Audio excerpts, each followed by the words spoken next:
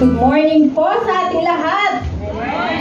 Ayan, so isa na naman pong araw upang tayo ay makinig muli o patuloy na pag-usapan ang salita po ng ating Panginoon. Amen? Hindi ko na po tatanungin kung handa na ba kayo or excited na ba tayo kasi kakatapos lang po ng ating praise and worship. Amen? And I believe na na-revive yung puso natin, yung lakas natin, diba? Napalakas yung ating mga bumalik yung lakas na nawala sa isang linggo nating pagtatrabaho. Amen? Amen. So, baka meron pang hindi pa handa sa atin. Meron pa rin po ba? Para antayin muna natin maging handa ka kapatid bago tayo mag-start. Meron pa? Ay, wala naman po. Yan, praise God at hindi po maaantala ang ating pag-uusapan sa araw na ito. Amen? Ayan. So, sino po ang nakanood nung preaching ni Ate Joy ng Saturday? Napanood niyo po ba? Pakitaas ko ng kamay ng mga nakapanood. Ay, konti lang. Kaya pala ganun lang yung sabi ko pa, ilan ang nakasubscribe sa ating channel? Bakit ganun lang yung nakanood? Ibig sabihin, marami pang hindi nakapanood. Amen? I believe na sinet naman po sa inyo ng inyong leader kasi po every time na nagpo-post po ang ating YouTube channel handler sa ating page ay sinesend niya yung link sa group chat ng leaders. So I believe na sinet po sa inyo. At kung sakaling na busy po si leader at hindi na-send sa inyo, punta na lang po kayo sa YouTube at hanapin nyo doon sa ating channel. Or baka hindi mo rin nakita kasi hindi ka pa nakasubscribe sa ating YouTube channel. Sino po nakasubscribe dito? Hindi ko po kayo pinipilit, pero ganun na nga po siya. Kailangan mag-subscribe tayo sa ating YouTube channel, amen?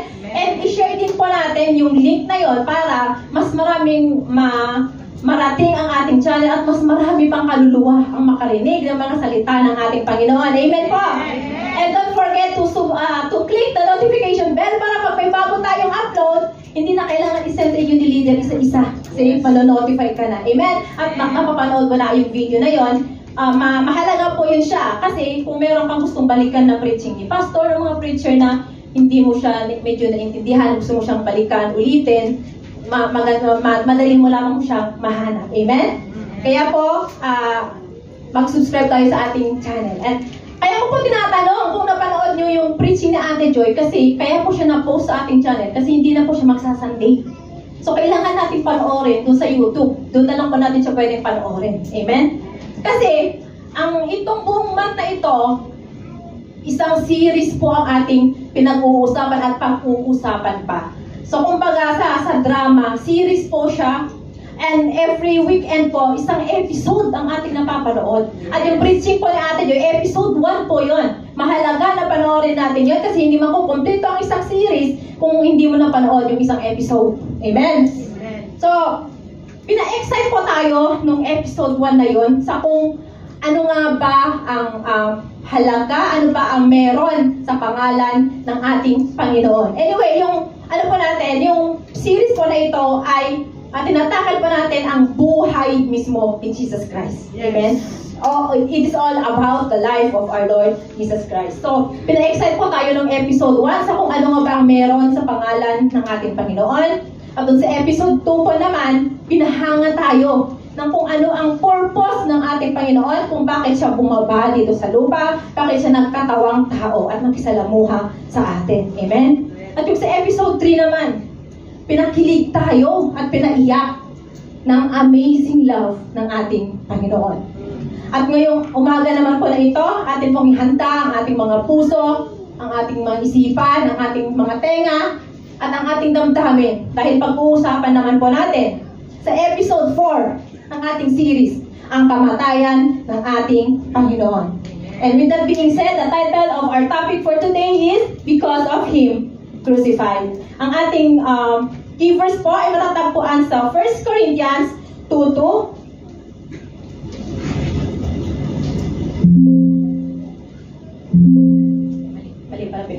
Ayan, so sabi dyan, for I resolved to know nothing while I was with you except Jesus Christ and Him crucified. So before we continue, let us pray. Yes, Lord, hallelujah. Maraming salamat po muli, Panginoon, sa umagang ito na kami ay nakakatipon-tipon upang makinig at pag-usapan muli ang iyong buhay. Hallelujah. We thank you, Lord, for what you have done sa cross, O God, ng Kalbaryo. Ngayong umaga po aming pag-uusapan ang iyong kamatayan. And Lord, ikaw nga ang sumama sa amin. Ihanda mo ang aming mga puso, ang isipan, ang aming pag-unawa upang bawat mensahe, bawat words na aming maririnig sa araw na ito ay titimo sa aming mga puso at aming pagbulay-bulayan, oh God. Hallelujah. Lord, bless each and everyone who is here right now, oh God, na makarinig ng iyong salita. And we pray, Lord, na sa araw na ito ay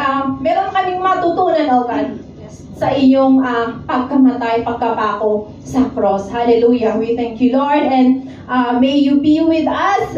May your Holy Spirit work in our midst, at ikaw din, Lord, ang makita sa akin. Ikaw, Lord, ang sumama sa akin. I-guide mo ako sa lahat ng aking sasabihin sa umagang ito. Lord, we thank you so much, and all this we pray in Jesus' mighty name. Amen. Amen. Sabi po dyan, for I resolved to know nothing while I was with you except Jesus Christ and Him crucified. Ano nga ba yung resolve? This means firmly or strongly determined to do something. Yung desidido ka or yung handa ka na gawin ang isang bagay. Sa King James Version po, ginamit po yung word na determined instead of resolve. Sabi niya doon, for I determined not to know anything among you. So itong verse po na ito ay kasama doon sa letter ni Apostle Paul doon sa church sa Corinth. Kaya nga po siya Corinthians kasi ito ay para sa church sa Corinth. Okay? So, ini-emphasize po ni Paul na ang focus ng kanyang ini-emphasize ni Paul yung focus o yung primary focus, ang pinakamahalagang laman ng kanyang mensahe ay nakasentro kay Jesus Christ lamang at ang kanyang pagkapako sa cross. Ini-emphasize nito yung belief natin na ang kamatayan po ay isang napakahalagang bagay sa ating pag-unawa sa plano ng Diyos para sa ating kaligtasan. Sa Corinth po, iba-iba kanilang makultura. Ang galing pa nilang makipagdiskusyon sa mga bagay-bagay. Ang galing nila makipagdiskusyon sa mga bagay-bagay. Kaya si Paul, he decided to not use yung mga philosophical or yung mga komplikadong salita or mga reasoning sa kanyang mensahe. Pagkos gumamit lamang siya ng mga simple way, yung maiintindihan ng lahat. Kasi yung in-emphasize niya yung kanyang message, yung kahalagahan ng pagka-crucify ni Jesus at yung kanyang pagkamatay. Yung the way, sinare niya yung message na yun, the way na naiintindihan ng lahat regardless of their level of intelligence or yung kanilang upbringing. So yun ang itry natin gawin sa araw na ito. Parang sinasabi sa atin ito ni Paul. Amen? So, ang determination po ni Paul sa sinabi niya na to know nothing except Jesus and Him crucified. Ito ay nagpapakita ng isang tunay na pangako na isabuhay ang katotohanan ng Ebanghelyo. Ang buhay ni Paul ay ang kanyang buhay at ministry ay naging halimbawa sa kung ano ang kapangyarihan ng sakripisyo na ginawa ni Jesus. At itong verse na ito rin ay nagsisilbi na reminder sa atin bilang Kristiyano, bilang mananampalataya na i-keep natin yung faith natin na nakasentro kay Jesus. Diba, we live in a world na, alam mo yung ang dami-daming mga distraction, ang daming mga conflicting ideologies, yung iba't ibang paniniwala, iba't ibang katuruan. Kaya para hindi tayo lumiko, hindi tayo liliko, kailangan mag-center yung focus natin, yung faith natin sa ating Panginoon. Amen. So, kapag iniisip natin kung ano ang nakaka-apekto sa pagbabago, ang tunay na pagbabago ay nangyayari kapag yung puso natin mismo ang nabago. Agree po ba tayo doon? Amen. At nangyayari naman po ito kapag na-encounter natin si Jesus sa buhay natin at kung maintindihan natin kung ano ang ginawa niya sa cross. So, I love Paul's determination dito na hindi niya, sabi niya na hindi niya kailangan malaman ng lahat, yung iba pa, hindi niya gustong intindihin yung iba, everything else it didn't matter para sa kanya. What mattered was Jesus alone and Him crucified. Yung si Jesus lang at ang kanyang pagka-crucified. At sa cross na yan, doon po nangyayari lahat ng ating pag-uusapan sa umagang ito. Amen. Kapag nakita kayo ng mga ganito, Yes. bracelet, keychain na may cross, nakasabit sa sasakyan na cross, tattoo na cross, ano po ang pumapasok agad sa isip natin? Kristiyano to kasi may tattoo siyang cross, meron siyang bracelet na cross, meron siyang keychain na cross. Pero ang tanong, yung gumagamit ba nung cross na yan, naiintindihan niya kaya ang ibig sabihin ng cross? Alam niya kaya kung ano ba ang kahalagahan ng cross na yan? We live in a time na yung meaning ng cross ay nami-misunderstood. Kasi basta pag makita kasi yung cross, parang yung unang pumapasok sa isip natin, sinisimbolize niya ang religion. Amen? Pero para sa ating Kristiyano, it is much more than that. It is the foundation of our faith. Pag nasa yung foundation, yung poste, di ba? May pundasyon yan para hindi basta-basta matitibag, hindi basta-basta masisira. Ganon ang nire-represent ng cross na yan sa atin. Okay, so nire-represent niya ito ang pinakasentro ng gospel. Kaya nga yung iba, sabi ni Paul sa 1 Corinthians 1:18, para daw sa mga tao na hindi nakakakilala sa Panginoon, sa mga tao na mga nabubulok ang kaluluwa, mga perishing pa. Ang mensahe daw ng cross para sa kanila ay kalokohan lamang. Walang saysay, stupidity. Ganoon. Pero sa atin na naligtas na nakatanggap sa ating Panginoon, ang cross ay para sa atin is the power of God. Okay? Yung power ng cross na yan na nagtatransform ng buhay. Ang crucifixion po ay isang hindi maganda, very unpleasant na pangyayari or yung brutal or nakakahiya na way of execution ng pagkamatay. Itong crucifixion, ginagamit yan ng Romans para sa punishment ng mga criminal, ng mga slaves, ng mga pirates o yung kanilang mga enemies. Okay? So, si Jesus po, na-crucify siya around 30 to 36 AD sa Jerusalem. Under the Roman governor, kilala natin ito si Pontius Pilate. Amen? So, dito sa Garden of Eden, dyan po, di ba nahuli si Jesus? And yan si Judas Iscariot, di ba? Siya yung nagturo sa kung saan naroon ng Panginoon at dyan siya tinakip. Nung tinakip siya, dinala siya kay Pontius Pilate. Ayan. During the trial, si Pontius Pilate sabi niya, hindi natin pwedeng parusahan tong taong to kasi wala naman siyang kasalanan. Sabi niya. Pero na-pressure siya doon sa crowd kasi nga, yung crowd, sinasabi nila, crucify him. So, yun ang dahilan kung bakit na-sentence siya na i-crucify siya. So, after ng trial na yan, nakita natin dito, Jesus was mocked. Nimamak si Jesus, di ba? He was beaten. And then, he was forced to carry his cross to Golgotha, the site of the crucifixion. And after all the beating, di ba? Imagine how tired Jesus was at that time na pinakerry pa sa kanya yung cross. Nakailan pa yan na dapa siya. Kasi nga, pagod na siya eh. Wala na siyang lakas, pagod na siya.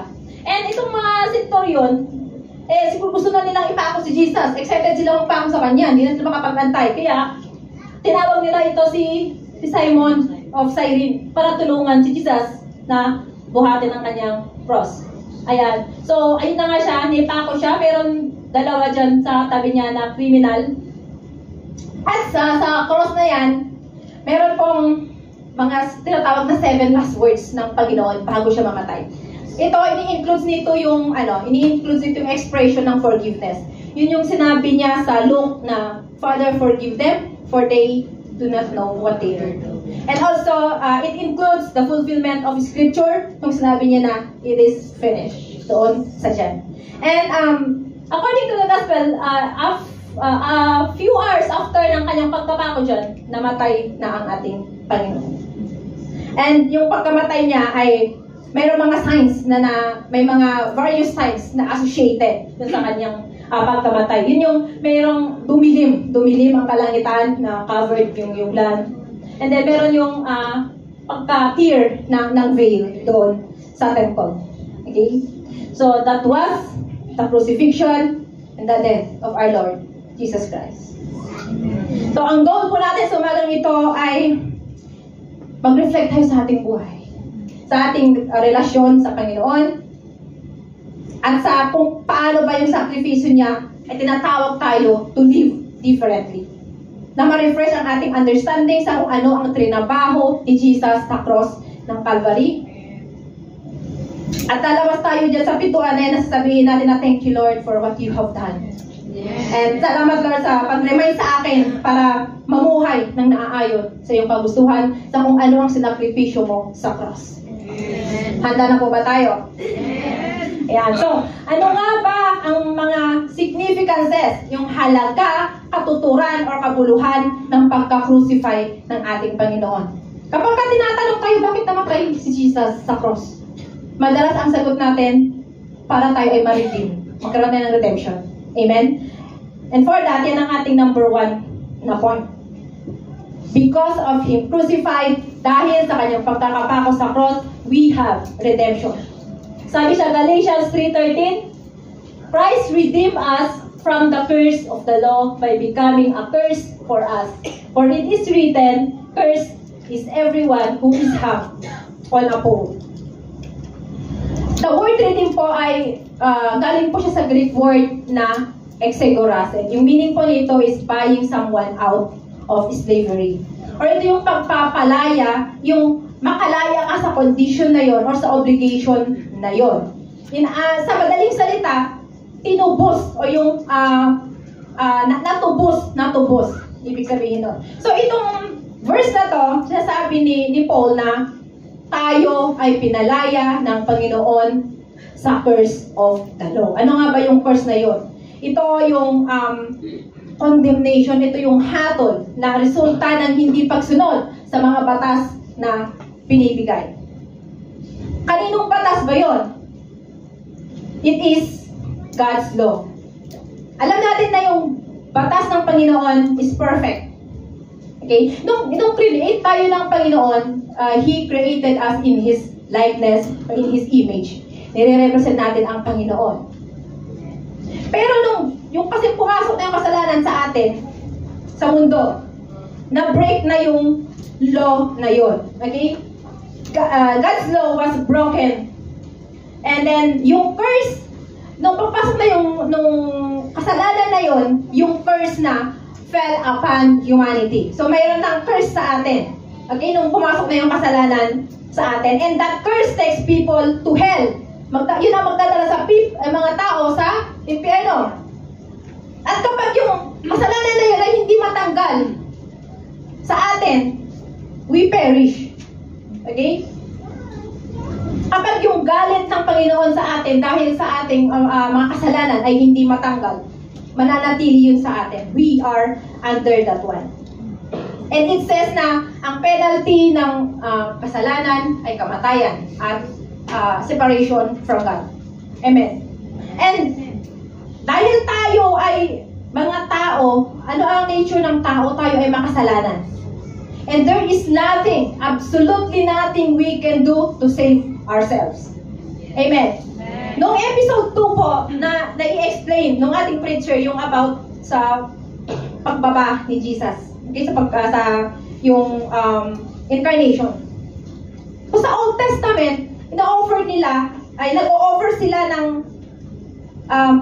nag-offer sila ng sacrifice para mapatawad ang kanilang mga kasalanan. Pero yung ganong way is temporary lamang po siya. Kasi nga, hindi lahat nga ng kasalanan natin ay kino-confess natin. Katulad din ng ginagawa natin ngayon na sinasabi lang natin ang kasalanan kung okay sa atin. Pero kung hindi mo inaamin ang kasalanan mo, hindi ka nga mapapatawad. So, kaya nga temporary lang yun na way para tayo ay mapatawad. Okay? So, ang Panginoon po, ang heaven is perfection siya. Okay? Heaven is perfection. So, nakikita ng Panginoon na dahil sa ating human nature, dahil sa pagiging makasalanan natin, wala na isa sa atin ang magiging righteous. Wala na isa sa atin ang magiging righteous. Okay? At hindi yun hinayaan ng Panginoon. Hindi niya hinayaan na maging ganun na lang tayo. Okay? So, sinolve niya ang problem na yun.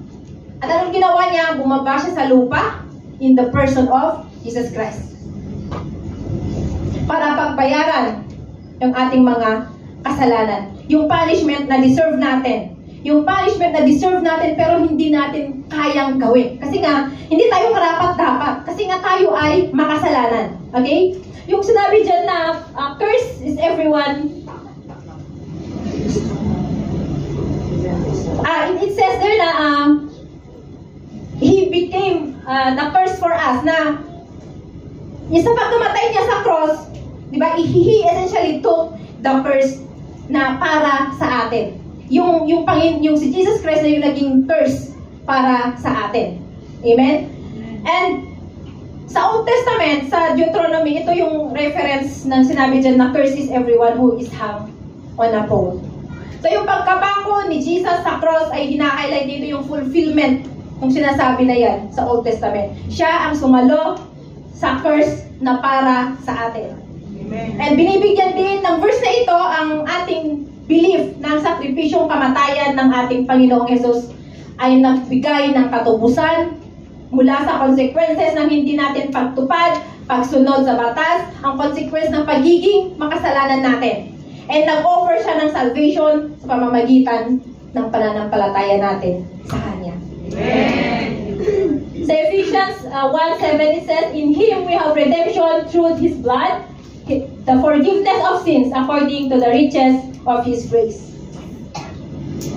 Sa pamamagitan ng dugo ni Jesus na dumaloy sa krus ng Kalbaryo, ito ay sumasagisag sa sakripisyo na Kanyang ginawa para tayo ay mapawalang sala. Dahil sa Kanyang dugo at kagandahang loob at sa Kanyang abundant or saganang grace ng Diyos sa atin, tayo ay tinubos at napatawad. Sabi ni A.W. Tozer, Christ has paid the full price for our redemption, but our walk with God on a daily basis will cost as much. Are we willing cheerfully to pay the cost? Full price, binayaran ng buong-buo. Ganyan tayo tinubos ni Jesus. Doon ang kaligtasan natin at kapatawaran ay nakamit na dahil sa sakripisyo na ginawa niya. Ang pamumuhay na naaayon sa kagustuhan ng Panginoon o paglakad natin ng tama sa buhay. Kasama siya ay nangangailangan ng patuloy na dedikasyon at trabaho. Hindi porket tayo ay natubos na, pwede na natin gawin kung ano ang mga gusto natin gawin. Hindi po pwedeng ganun. Amen? Nakakailangan pa rin po ito ng gawa natin. Okay? Yung cost nito sa atin ay ang sakripisyo, ang kahirapan, ang pagbabago sa pag-uugali, na dapat tanggapin natin, okay? Bilang isang tao upang tayo ay lumago sa spiritual life natin at mapanatili ang ating relasyon sa ating Panginoon. Amen. Ang tanong, willing ba tayo na lumakad ng tama kasama niya? Amen. Amen. So let us think again of the full price Jesus has paid for us. Amen. Amen. And number 2 po, because of Him crucified, we have reconciliation. Ano ba ang reconciliation? It is the restoration of broken relationship. Ang Panginoon po, hindi lamang po tayo ni-redeem nung siya ay namatay sa cross. Hindi lamang niya tinanggal yung ating mga kasalanan, yung guilt natin, at hindi rin lamang niya sinatisfy yung puot ng Panginoon against sin. But He also reconciled us back to God. Okay? Permanently, in-erase niya yung detachment, yung separation, yung distance natin from Him. Kasi before pa tayo nagkaroon ng reconciliation, tinuturing po tayo na enemies, adversary ng Panginoon. Kasi wala nga tayong relasyon sa Kanya. Okay? So, sino po ditong nag-iigi? Yung mga nag-iigi. Diba, inaano natin, ginagawa natin, sinasabi natin sa mga iniingi natin na tayo ito. Ang Panginoon is nandito. Nandito sa taas. Hindi tayo makalapit sa Kanya kasi nga meron tayong distance. Merong umahad lang sa atin. At yun ay ang kasalanan. Kasalanan. Kaya hindi tayo pwedeng makalapit sa Kanya. Amen? Hindi tayo pwedeng makalapit sa Kanya. Yun ang problema natin bilang tao na makasalanan. Hindi tayo makalapit sa ating Panginoon dahil sa ating mga kasalanan na yun. So, ang ginawa ng Panginoon, bumaba siya sa lupa in the person of Jesus Christ. At siya ang sumalo sa ating mga kasalanan, yung mga kasalanan natin napunta sa Kanya. At yun yung pinagbayaran niya sa cross. So, after nun, dahil nga nawala na yung kasalanan na yun na humahad lang sa atin, na ay yung gap natin sa Kanya, nagkaroon na tayo muli ng relasyon sa Kanya. Amen? So, yun yung tinatawag na reconciliation. Sa 2 Corinthians 5:18, sabi dyan, all this is from God, who reconciled us to Himself through Jesus and gave us the ministry of reconciliation. Sinasabi ng verse na ito po, ang reconciliation ay nanggagaling sa Panginoon. Hindi po, it is not something na tayong tao ay dahil sa gawa natin yon. Hindi po. It is a divine initiative. Gawa lamang po ito ng ating Panginoon. Amen. And through Jesus Christ, God has restored the broken relationship between Himself and humanity dahil sa kasalanan. And dahil kay Jesus, tayo ay ginawang matuwid sa mata, sa harap ng Diyos. And ano ba yung ministry of reconciliation na yan? Hindi lang po tayo na-reconcile, okay? Hindi lang po tayo pinag-reconcile kay God, kundi binigyan din tayo ng responsibility to share this message of reconciliation with others. Itong ministry ng reconciliation na to, it involves spreading the good news. That people, i-spread natin yung good news sa mga tao para malaman din nila na sila ay pwede magkaroon ng reconciliation sa ating Panginoon sa pamamagitan ng pananampalataya kay Jesus Christ. Amen. So tayo mga Kristiyano, itong verse na ito ay nagsisilbing comfort natin. At the same time, nagsisilbing tawag sa atin para i-share natin yung message of reconciliation. Amen? So, this is our mission as a church, to spread the message of peace and reconciliation. Sabi sa Romans 5:10, for if, while we were God's enemies, we were reconciled to Him through the death of His Son, how much more, having been reconciled, shall we be saved through His life? While we were enemies, ito yung separation natin kay God dahil sa ating kasalanan. Sabi ko nga kanina, nung hindi pa tayo reconcile sa Kanya, consider tayo na adversaries ng Panginoon, na enemies ng Panginoon. And it was through the death of His Son, okay, that this reconciliation took place. So yung sinisignify nito na yung sakripisyo na kamatayan ng ating Panginoon, yun yung nagtanggal, yun yung nagputol ng gap between God and the sinful humanity. Yun yung tanggal na ng gap ng Panginoon sa atin na makasalanan na. Nung namatay na si Jesus sa cross. At kung ang Diyos ay gumawa ng hakbang para makipag-reconcile sa atin, habang tayo ay itinuturing pa niyang kaaway. Diba? How much more pa yung aasahan natin, dadanasin natin, na kaligtasan sa pamamagitan ng muling kanyang pagkabuhay. At ipinapakita nito, hindi lang yung assurance ng kaligtasan natin, kundi pati ang walang hanggang relasyon natin sa ating Panginoon. Amen. According to Alistair Begg, sabi niya dyan, the cross is where reconciliation is provided, and the church is where reconciliation is to be proclaimed. Binibigyan din po ng quote na ito, yung interconnectedness ng Christ, yung sakripisyo ni Christ at ang mission ng simbahan. ang connection ng sacrifice ni Jesus at ang mission ng simbahan. When we say church, hindi lang po ito yung building na ito. Hindi itong room na ito. Ano nga ba yung church? Tayo mismo na nananampalataya kay Kristo.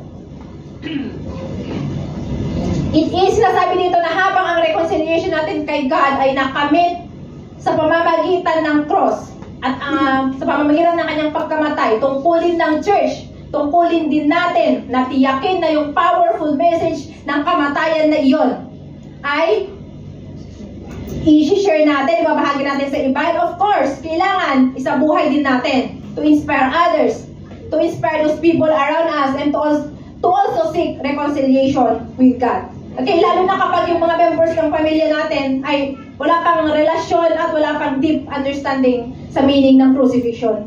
It is our mission as a church bilang isang mananampalataya na i-share sa kanila. Amen.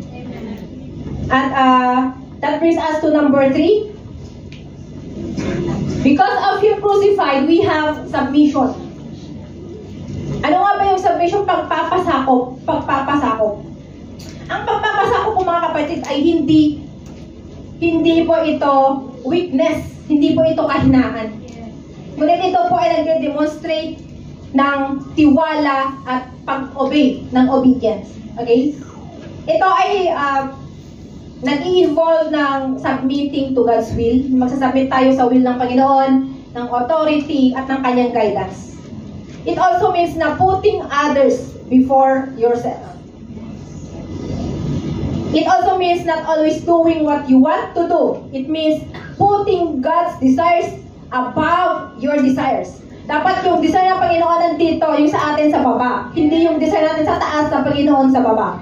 Amen? And submission also, minimin nito yung pagrespeto natin sa bawat isa. Okay? Nirespeto natin yung role ng bawat isa sa kung ano ang contribution ng bawat isa. Yung nakikipag-usap tayo na hindi tayo nagiging feeling superior without arrogance. Amen? So kasama din po yun sa submission.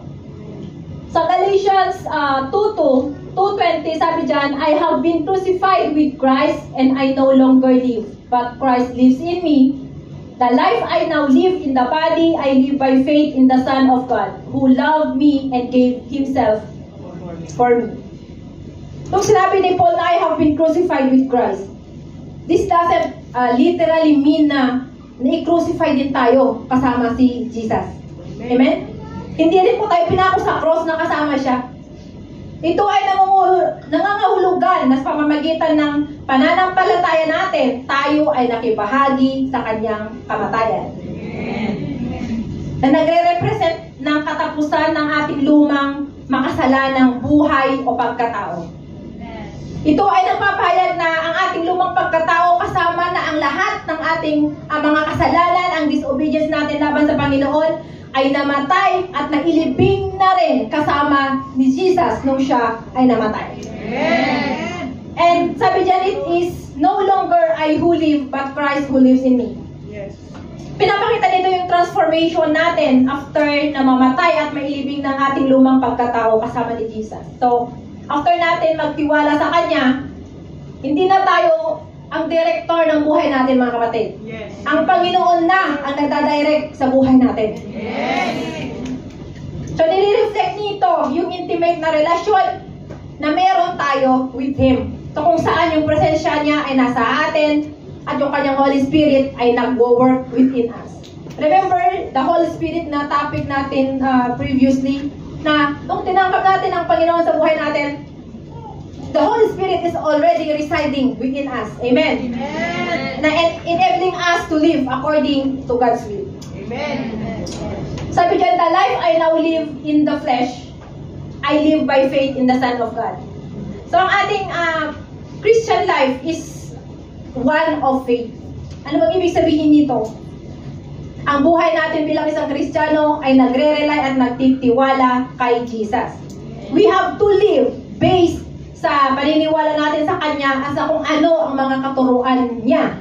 Okay? So we are called na mamuhay sa araw-araw hindi dahil sa ating sariling kakayahan at sa sariling understanding, but by our faith in Jesus na nagsusustain at nag-guide sa atin. Amen? So in summary, ang pagkamatay ng ating lumang katawan kasama nung namatay si Jesus ay nangangahulugan na inaalaw natin si Jesus na mamuhay sa atin at mamuhay sa pamamagitan natin.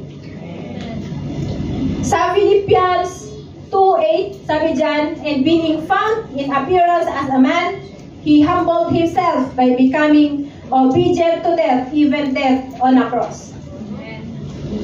Appearance as a man, ito yung it refers to the incarnation. Diba yung incarnation? Yun yung nagkatawang tao, ang Panginoon, bumaba siya at nakihalumelo siya sa atin. Kung saan naging tao siya, nakishare siya sa experiences at struggle nating mga tao. Kaya ang Panginoon, alam niya kung anong pinagdadaanan natin. Naranasan niya lahat-lahat yan nung siya ay nagkatawang tao. Amen? Amen. And si Jesus po ay pinapakita niya yung halimbawa ng humility sa buong buhay niya. Pinili niya na mag-serve sa atin kaysa sa tayo ang mag-serve sa Kanya. And pinili niya na mag-seek ng pinili niya na mag-serve sa iba kaysa sa maghangad ng power or yung recognition. So yung humility po ni Jesus ay tinuturo sa atin yung importansya ng pag-serve sa iba. Yes. And as we follow His example, nakukultivate yung heart natin na may humbleness. Amen? Amen. So, naging instrument tayo ng kanyang pagmamahal at ang kanyang grace sa mga tao sa paligid natin. So, Jesus was fully obedient to God's will na umabot pa sa kanyang pagkamatay, pagkapako sa cross. Na ipako siya sa cross, namatay siya sa paraan na kamatayan ng isang kriminal, kahit siya ay sinless. Amen? Doon po ang inaabot ng kanyang pagkahambol, ng kanyang pag-obey sa Diyos Ama. Amen. So itong obedience na to is hina-highlight niya yung hindi mapapantayan na pagmamahal at commitment ni Jesus. Sabi po ni Kevin Deya, submission to the scripture is submission to God. Rebellion against the scriptures is rebellion against God. Amen. Ang sagrado na salita ng Panginoon ay hawak niya ang pinakamahalagang papel sa buhay natin bilang isang mananampalataya. Ito ay nagsisilbing gabay para kumilos tayo na naaayon sa tama at ayon sa kagustuhan niya. At ang katapatan sa banal na kasulatang ito sa Biblia ay nagpapakita ng katapatan sa Diyos. Of course, kasi kung tapat ka doon sa salita ng Panginoon, ibig sabihin, tapat ka sa Kanya.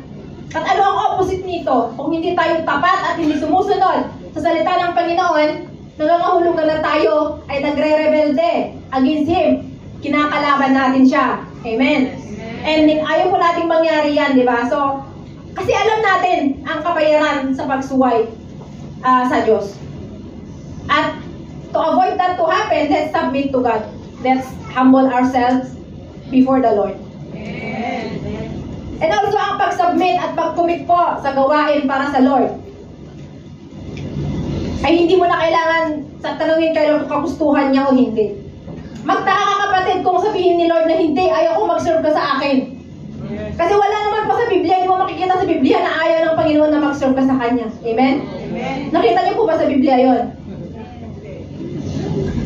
And also, submission includes humbleness. In serving God, let us also humble down ourselves before Him. Amen? Serve Him with humbleness. Amen.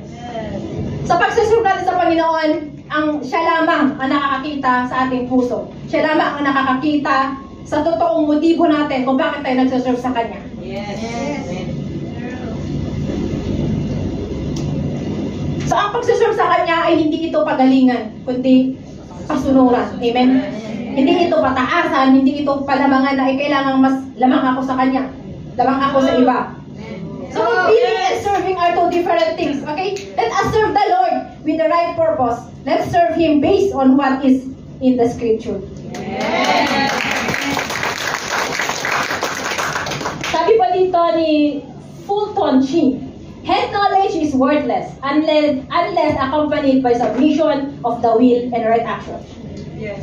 Ano ba yung head knowledge? Ito yung mga ideas, yung mga principle, yung mga information na nalalaman natin, natutunan natin through study, education, or experience. Sa madaling salita, ito ay kaalaman. Yes. So, ang kaalaman po ay worthless kung walang submission sa will ng Panginoon or kung hindi natin nagagawa ng tama. Kasi alam mo lang siya na ganito, pero hindi mo naman siya ginagawa. Amen? So, hindi po siya valuable. Wala pong halaga yun kung hindi natin sinasabayan ng tamang action. Yes.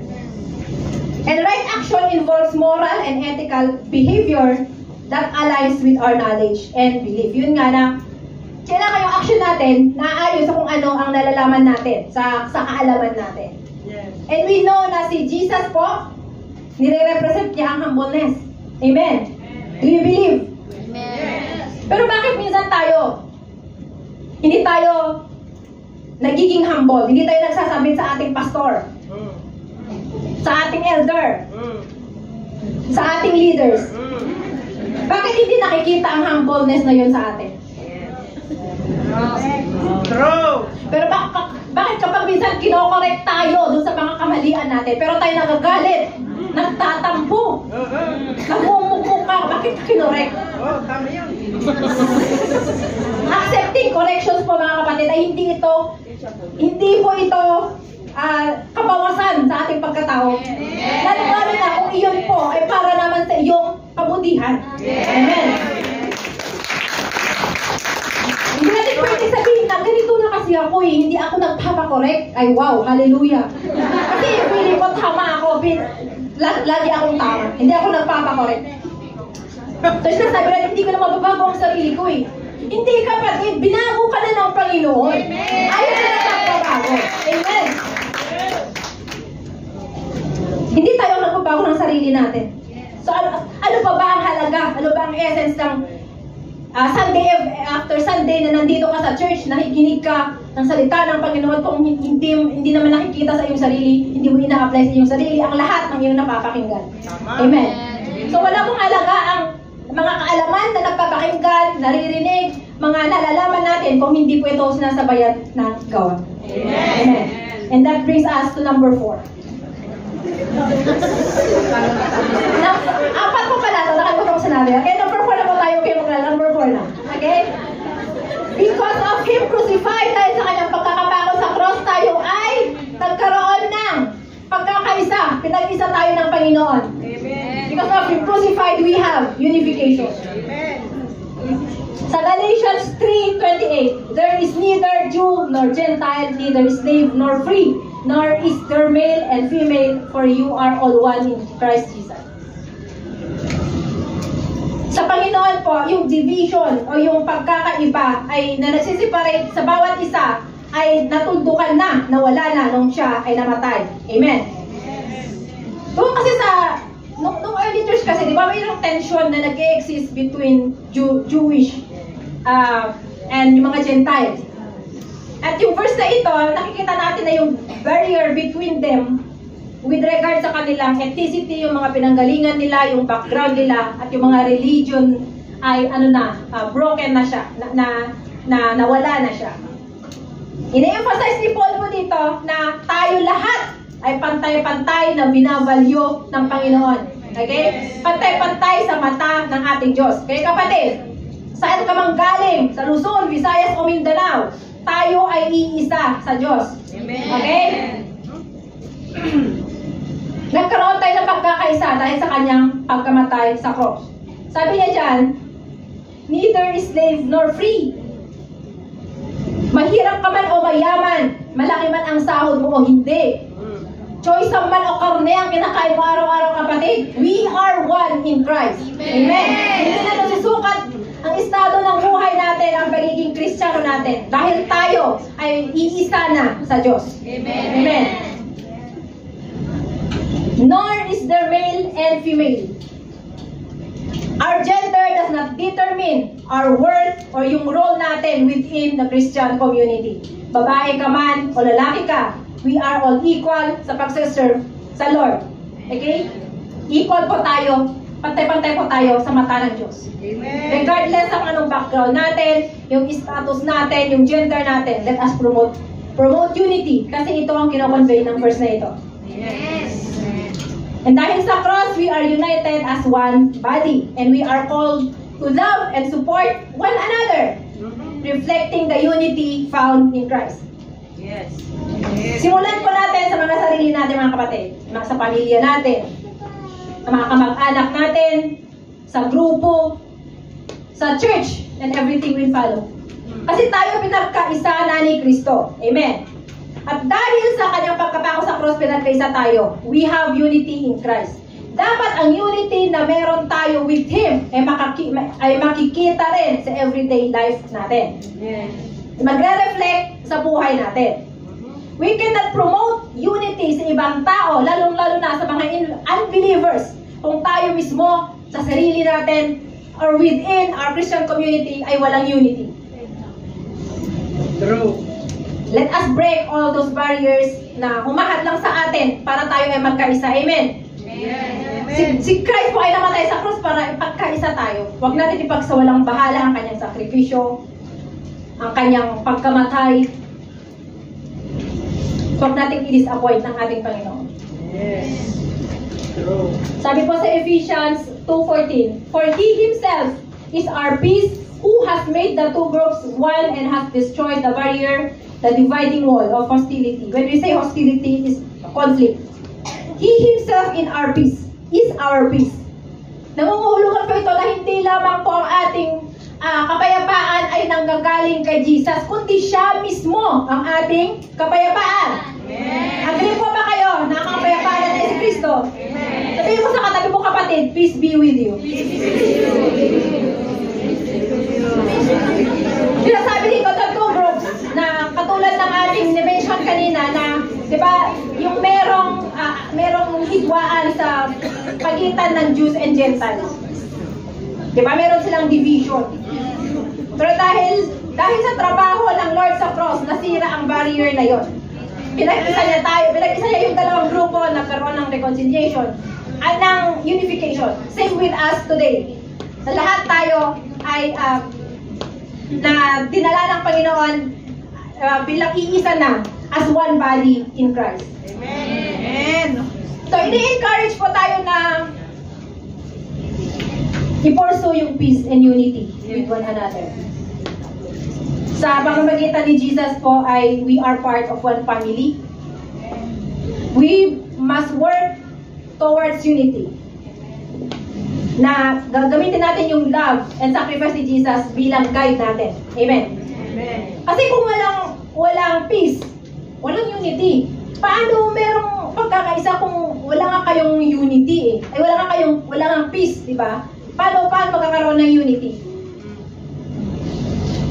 Tayo naman na tao, kapag meron tayong may mga kaalitan tayo, we can always resolve the issue. We can always choose to resolve the issue.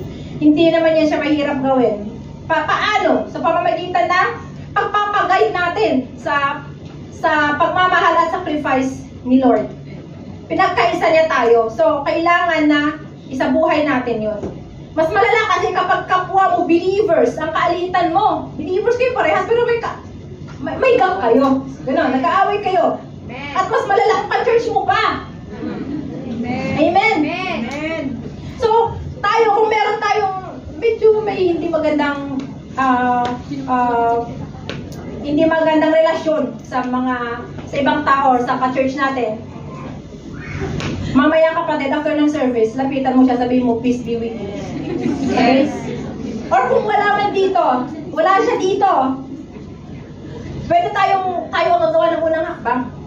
Kasi napag-aralan na natin yung unification. So, pwede natin siyang i-chat kung meron kang nanggawan. Kung ikaw, meron kang nanggawan ng mali, ng masama na hanggang ngayon ay masama ang loob sa'yo,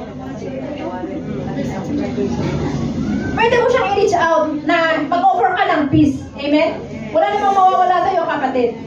Kung tanggapin man niya o hindi, ang importante, ikaw, ginawa mo yun. Ikaw ang gumawa ng hakbang, nag-offer ka ng peace sa tao na yun. Amen. Tanggapin man niya o hindi, wala ka lang pakialam. Mas importante, nag-offer ka ng peace sa kanya.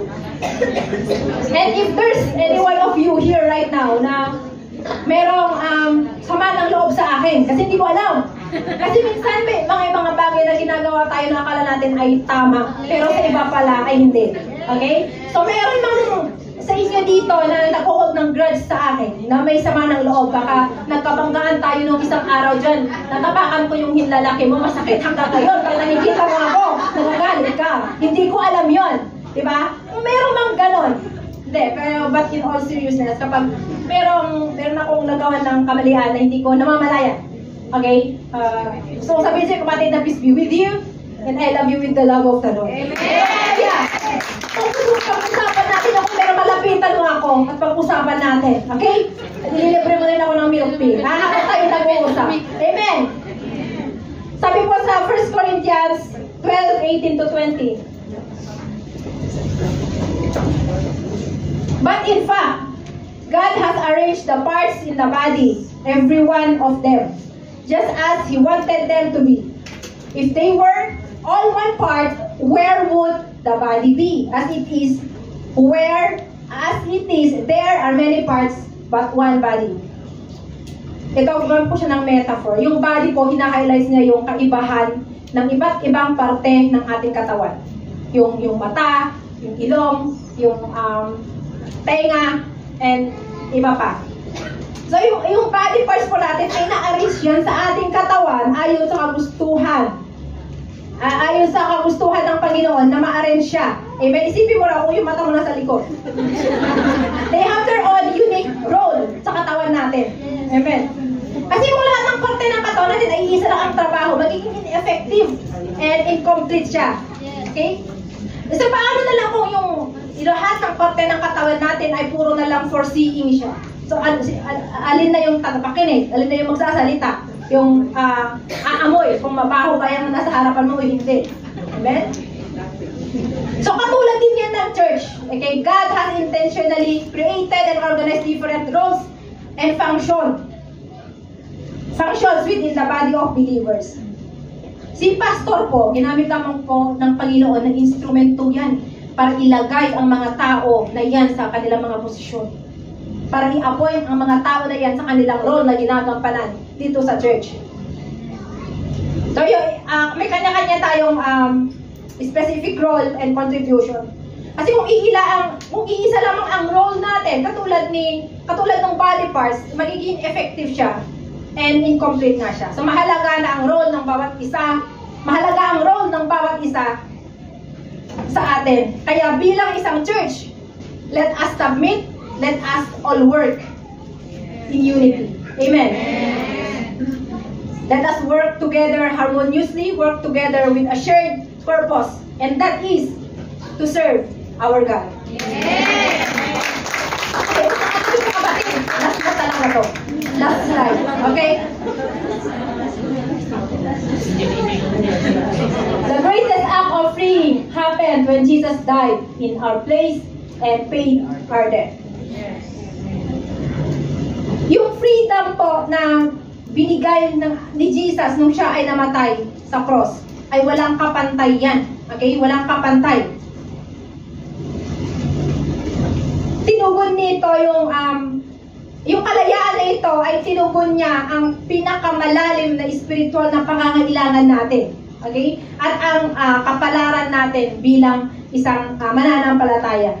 And by accepting Jesus po, ang pag-accept sa sacrifice ni Jesus, tayo ay napawalang sala sa consequences ng ating kasalanan, sa spiritual death, and yung separation natin from God.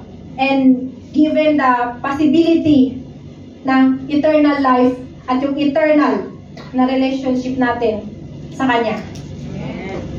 Patulad po ng main text natin kanina, can this be our determination as well?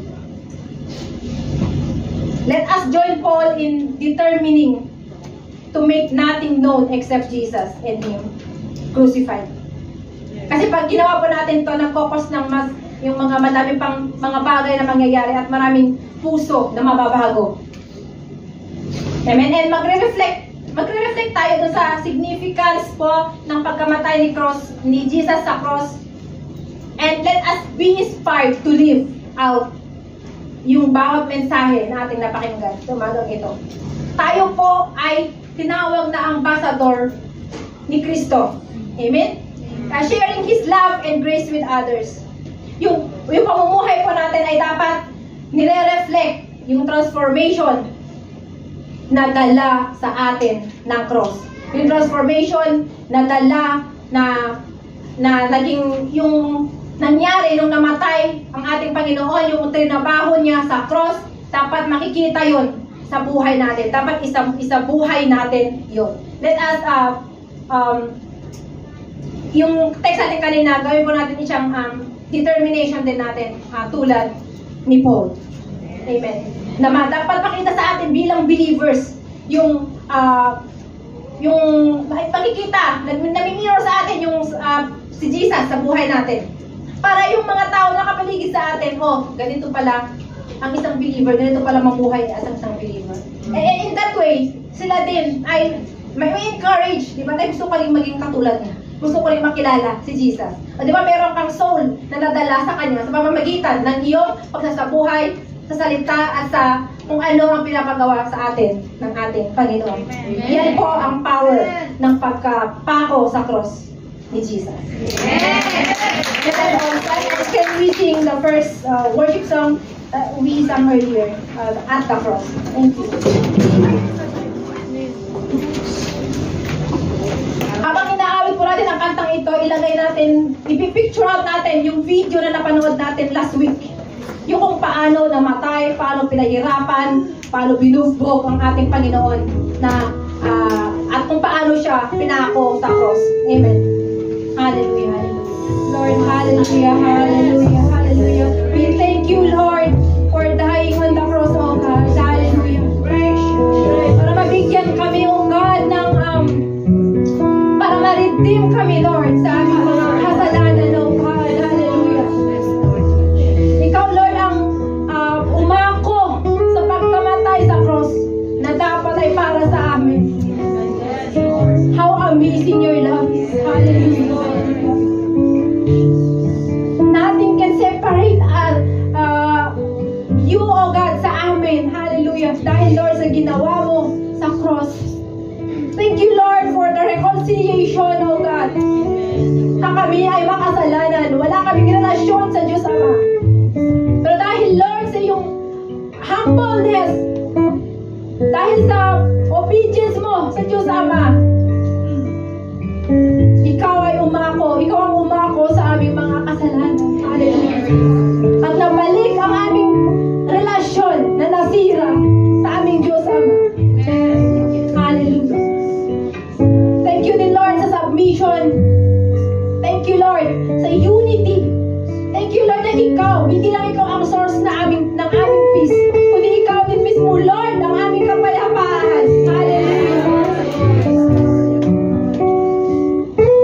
Lord, tulungan mo kami, i-guide mo kami na mabuhay ng naaayon na umahad sa iyong trinabahog sa cross ng Calvary, oh God. Hallelujah. Tulungan mo kami na maging humble, na mag-submit, oh God, sa iyo at sa mga tao na nakapaligid sa amin, na hindi kami nakakasakit, oh God, ng mga tao na nakakasalamuhan namin. Tulungan mo kami na ma-restore kung ano man, Lord, yung mga nasira na relasyon namin sa aming mga kapwa. Na-restore na, Lord, yung relationship namin sa iyo. Pero, Lord, tulungan mo kami na yung mga relasyon din namin sa aming mga kapwa ang ma-restore muli. Hallelujah. Lord, tulungan mo kami na magkaroon ng humble heart in serving you, O God. Na magkaroon ng pagkakaisa at nang mamuhay kami na merong iisa lamang layunin, na yun ay ang pagsilbihan ka lamang. Hallelujah. Na mawala sa amin yung pagsisig ng power at recognition. kami. Dahil Lord, nararapat na ikaw ay aming pagsilbihan.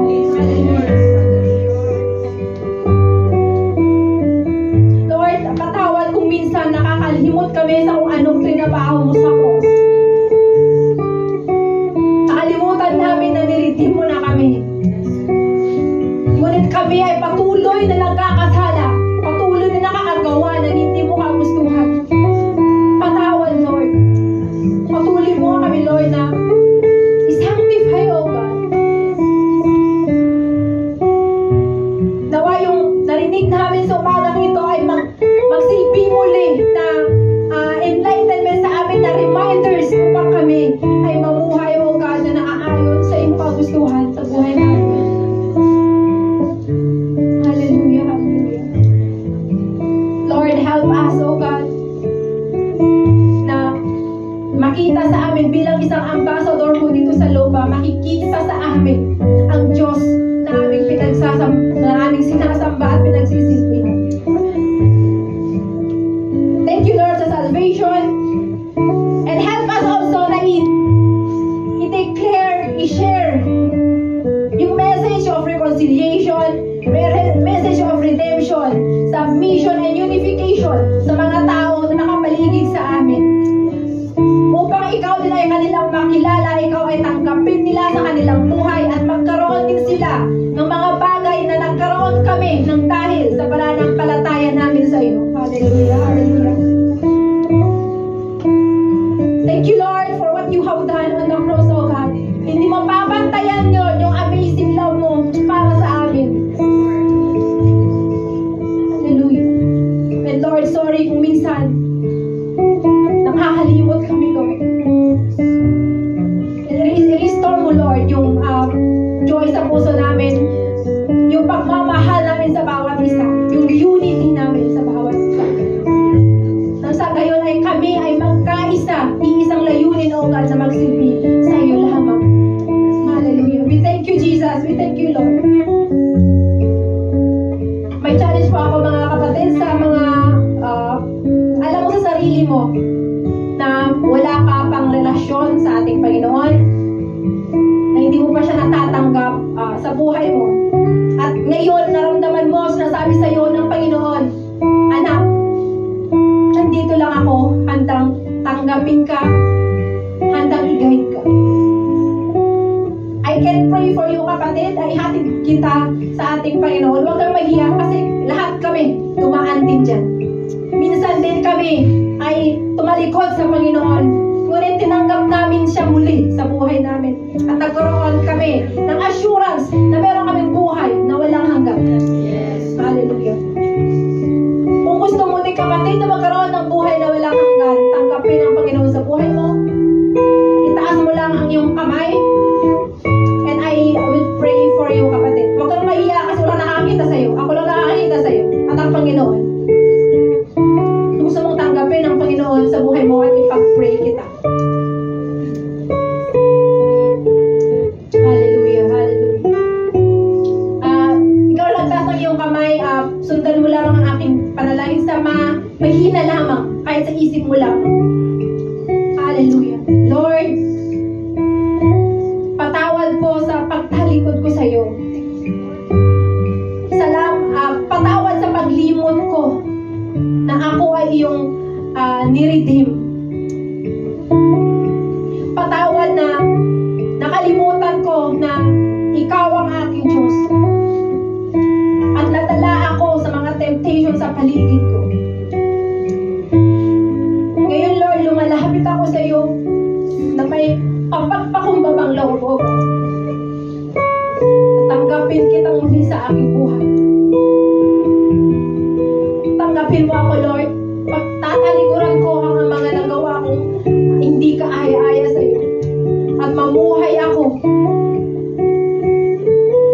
bilang ambassador mo. Babalik ako sa iyo. Salamat sa salvation.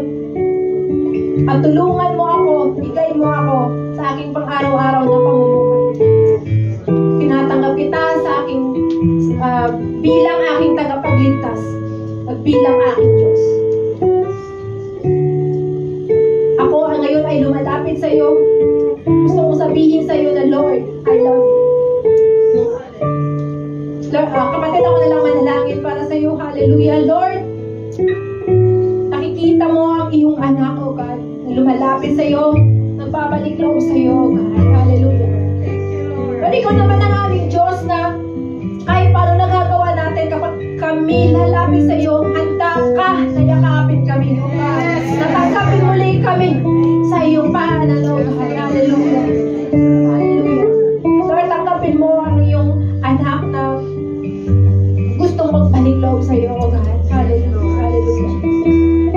Pinapanalangin mo, O God, yung kapatid na ito ay ikaw ang manguna sa kanyang buhay. Hindi lang sa kanyang buhay, kundi pati sa kanyang buong pamilya, O God. I-reveal mo rin sa kanila ang iyong power, ang power ng Diyos na meron kami. Ang power ng Diyos na tinanggap niya ngayon lang sa kanyang buhay. Hallelujah. Lord, ikaw nga po ang manguna sa buhay ng kapatid na ito. Ikaw ang gumabay sa kanya, O God, sa kanyang pang araw-araw na pamumuhay. Bagay sa kanyang trabaho. At kung meron man siya, Lord, pinagdadaanan sa kanyang buhay sa mga oras na ito. Lord, I claim yung gagawin mo na sa kanyang buhay, O God. I know, Lord, na may gagawin ka sa kanyang buhay. Hallelujah. May pababago sa kanyang buhay dahil sa kanyang pagtanggap sa iyo. Hallelujah. Lord, ikaw nga ang bahala sa kapatid na ito. Itinataas namin siya sa iyo, O God. Pinagkakatiwala namin siya sa iyo. Lord, we thank you for today, O Lord. Tulungan mo kami na isa buhay ay yung mga reminders mo sa amin. Yung mensahe mo sa araw na ito. And we thank you, Lord, for sa mga bawat kaluluwa na nandito, O God. At ikaw ang palaging sumama sa amin at mag-remind sa amin na kailangan namin lumakad ng tama, ng naaayon sa iyong kagustuhan at sa buhay namin. We thank you, Lord, for your amazing love. We thank you, Lord, for what you have done on the cross.